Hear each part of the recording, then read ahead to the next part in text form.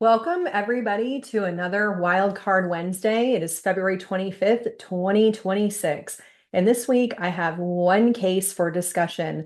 I know there were a couple of folks that said that they were going to send me some cases to feature in Wildcard Wednesday, but there were two I was expecting that I didn't receive. So I only have one case to discuss this week. But I want to remind everyone, if you do have a case that you would like to see featured on Wildcard Wednesday, feel free to go to radrx.com, click on the Contact Us button, and then submit your de-identified case through the Contact Us form, and I will feature it in a future edition of Wildcard Wednesday.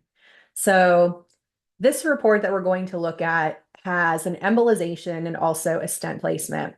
So the first thing that I always do before I start dissecting a procedure and going through the steps is I want to see if there's enough information to determine whether or not I'm going to report the diagnostic angiography codes. So this particular case, I don't know the person who sent it in. I don't know if this is all of the information that was in the report or if it's just a portion of the information. But if we take this report at face value, and I'm assuming that there is no other information, meaning there's no clinical indication listed, there's no clinical history provided, with no mention of any prior imaging, then I don't really know whether or not the imaging that's being performed is going to be diagnostic. Okay. So I don't see that there. And the other thing that I'll tell you just ahead of time, since I've obviously read through the whole report, is that later on in the report, I also don't see any language about the decision to intervene being based on the diagnostic imaging findings. So there isn't anything in the report that would indicate to me that I should be coding for the angiography as diagnostic angiography. Remember, we always want to go back to our CPT guidance.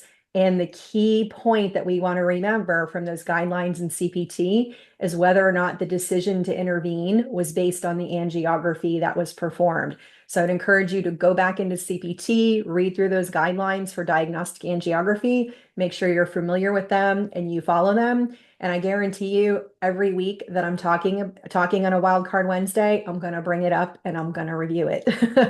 I think in the last session, I actually went through it a little bit more in detail, but you will hear me repeat that information over and over again. So let's go ahead and take a look at our case. Now, what I did here was I put in bold and underlined the puncture of the left common femoral artery, because what we're going to see a little bit later in the report is we're going to see a second puncture that is performed of the right common femoral artery. And you want to remember, anytime you have a situation where you have two separate punctures, essentially you're going to treat those as two separate procedures and you're going to code them accordingly. So it's very important that the physician is very clear about the work that is done through the left axis, and the physician is very clear about the work that is done through the right axis, because that is going to affect our catheterization coding. So we always want to make sure that we can tell which axis was used for which catheter placements and which work that was performed. So reading this first paragraph, we have all of the documentation that's required for 76937. We see that vessel patency is mentioned, that the puncture was performed under real-time ultrasound imaging, and then we have that imaging documented and placed in the patient's record. So we have the permanent recording.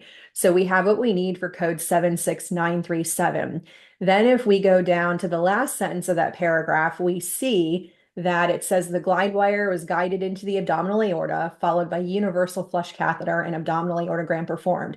So at this point in time, the catheterization code would be 36200, but because the physician is going to continue to move the catheter more selectively, that 36200 ends up getting bundled and we're not going to assign it. Now, in the third paragraph, this is where the aortogram findings are summarized. Now, again, we don't have enough documentation to confirm that this is diagnostic in nature to report the imaging code. But if we were going to report an imaging code for this, we would use 75630. So how did I arrive at that conclusion? Well, we see that we have a single catheter placement in the abdominal aorta. And then in the findings, we see the abdominal aorta mentioned, infrarenal abdominal aorta, and then we have a mention of the bilateral common iliac arteries and the external iliac arteries. And then it also mentions the bilateral internal iliacs. So here what we actually see is we have the runoff study. So from that one catheter placement and that single contrast injection, the physician is visualizing the abdominal aorta and then also visualizing a portion of the lower extremity. So this I would put a 75630 on. With that said, I wanted to stop briefly and talk about the required elements for a 75625 abdominal aortogram and a 75630 abdominal aortogram with runoff.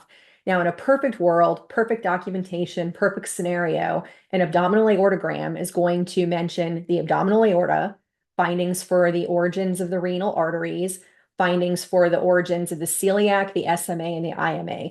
That is a complete 75625.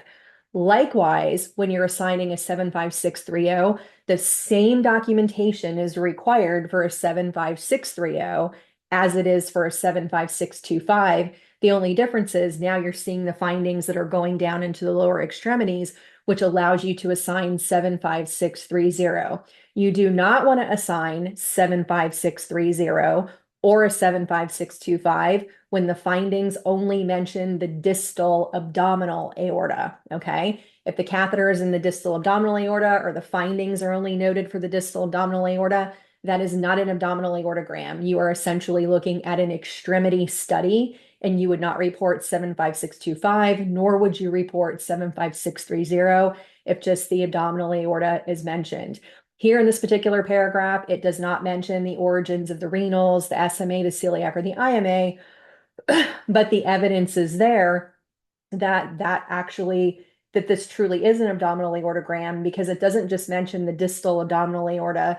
It mentions that there's a small infrarenal abdominal aorta. So we know that that catheter wasn't at the bifurcation. It was actually like higher up. So as an auditor, what I would do in this case is I would actually put in a documentation improvement recommendation on this case and then outline what should be documented to be able to assign a 75625 and then the 75630, which are all of those vessels that I mentioned. So that's a side note on the imaging portion and just a reminder about those required elements.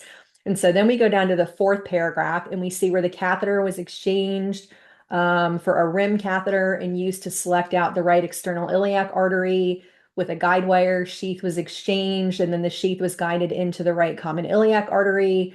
Arteriogram performed, and glide wire was used to select out the right internal iliac artery. So we have the catheter going through right common iliac artery. We have it coming into the right, starting to come into the right external iliac artery, but then the physician selects the right internal iliac artery. So at this point, that right internal iliac artery is a second order vessel, the 36246. And you'll see that I have that crossed out because that's actually going to get bundled as the catheter goes further. So the catheter goes into that right internal iliac artery, and there's an iliac artery aneurysm that's present. And then from that right internal iliac artery, the catheter goes into the posterior branch of the internal iliac artery. An arteriogram is performed, and then the embolization is performed in the posterior branch of the right internal iliac artery. So the catheter was advanced into that posterior branch. That is now a third order catheterization. So that's going to be coded with the 36247 you see noted. And then an aneurysm is being treated. So that's going to be 37242 for that clinical indication. Then after that embolization is performed, the physician then goes and selects the anterior branch of that internal iliac. So the catheter gets pulled back, it gets advanced into a separate branch, the anterior branch, and then in the anterior branch, an embolization is also performed there. So the anterior branch also is a third order branch, a 36247, but we can't report 36247 more than once in the same vascular family. So that additional branch gets reported with 36248. There is no additional coding for embolization because the embolization is occurring in the same operative field. So yes, we are embolizing two different branches, but it's the same operative field. So we get one embolization code, which is the 37242. So we go down to the next paragraph. Now the physician is going over to the opposite extremity, and we have an ultrasound guided puncture of the right common femoral artery. And again, we'll see that all of the required documentation is present in order to assign the 76937. Then from there, we see it says the micropuncture wire was advanced, French sheath placed, glide wire guided into the abdominal aorta, and sheath exchanged for a 6 French sheath used to dilate the tract. Sheath at size for an 11 French sheath, pigtail catheter guided into the abdominal aorta. So we went from the right common femoral up to the abdominal aorta. That's a 36200. And it says it was used to mark out the length of the right common iliac artery and the external iliac artery on the arteriogram, which had been performed, length measurements obtained. Then it says the right common iliac and external iliac were then stented and then post-ballooned, successfully covering the right internal iliac artery origin. So what we have here is that the catheter went up to the abdominal aorta, 36200, and then the intervention, the placement of the stent in that balloon, that actually occurred in the common iliac and external iliac, which that is right off the puncture site, right common femoral. Then it goes from the right common femoral to the external iliac into the common iliac. That's all part of that initial puncture 36140, which is bundled into the abdominal aorta catheterization. So the most distal catheter placement from the right common femoral artery was the abdominal aorta. So the catheter went to the abdominal aorta, but the intervention was actually performed before that point in those vessels, which would have been 36140, would have been included in that initial puncture. And so here where the physician is placing the stent, so that's going to be 37236 for the arterial stent. So we have 2 codes for the procedure done through the right access. I'm sorry, 3 codes. We have 76937, which I have marked with the excess modifier. Now, if your payer does not use the excess modifier, you may be using 59 modifier. Maybe some payers would have RT-LT. The point is when you assign it twice, you're going to need an NCCI modifier on the second one. So through the second access, we have 76937 with our NCCI modifier. We have 36200, which is also going to need a modifier. I'm going to put 59 on there because we don't want it to bundle with our 36247 through the other access. So we want to make sure we have our NCCI modifier. So our codes for the procedure done through the left access are 76937.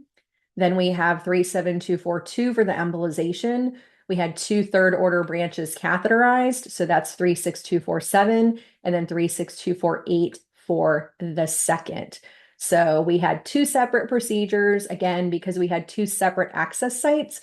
So hopefully this explanation was helpful to you and it will help you in coding future cases. And again, I would like to remind everybody, please go ahead and send in some cases to make sure that I have several on deck. So each week, I'd like to pick at least 2 every week to take a look at. So if you can send in some cases, it would be greatly appreciated, and have a great week.